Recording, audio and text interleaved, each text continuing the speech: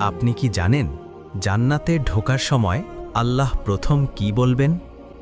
ফেরেশতা কাছে এসে বলবে, ভয় পেও না, আজ তোমার কোনো ভয় নেই, কোনো কষ্ট নেই, কোনো দুঃখ নেই।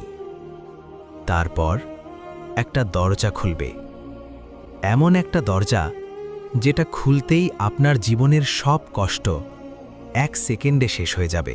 যে কষ্ট কেউ বোঝেনি, যে কান্না কেউ দেখেনি, যে রাতগুলো একা একা পার করেছেন, সব এক মুহূর্তে শেষ। আপনার চোখ চারপাশে খুঁজবে, মা, বাবা, প্রিয় মানুষগুলো যারা দুনিয়া ছেড়ে আগে চলে গেছেন। আর তারা হাসতে হাসতে বলবে, এসো, আমরা তোমারই অপেক্ষায় ছিলাম। এখন আর আলাদা থাকা নেই। এটাই